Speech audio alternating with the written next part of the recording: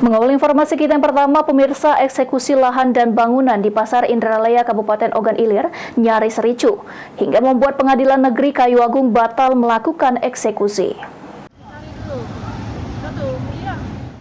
Eksekusi lahan di Pasar Tradisional Indralaya Ogan Ilir harus dibatalkan oleh pihak PN Kayuagung Oki setelah pihak tergugat yang sudah menunggu di lokasi lahan dan menolak lahan dan bangunannya dieksekusi atau digusur.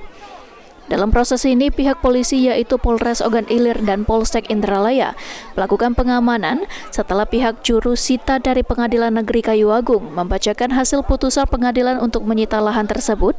Keluarga termohon langsung teriak histeris, di mana mereka meminta pemohon untuk hadir di lokasi pasar dan pihak termohon memanjangkan tulisan hapuskan mafia hukum serta meminta tolong kepada Pak Jokowi adili sertifikat Prona karena adanya mafia.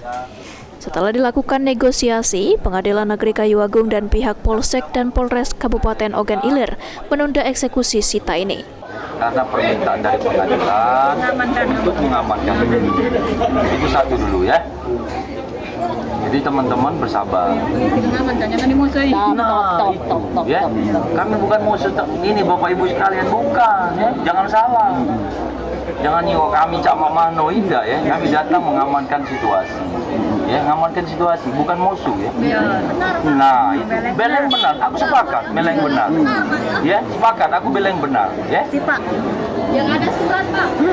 Ya, justru itu makanya biar komunikasi kita lancar, jangan aku mau ngomong, Ibu ngomong. Supaya kita akan dengar gitu. Kita saling dengar nggak? Kita apa kami ya? Boleh, silakan, tidak apa-apa ya.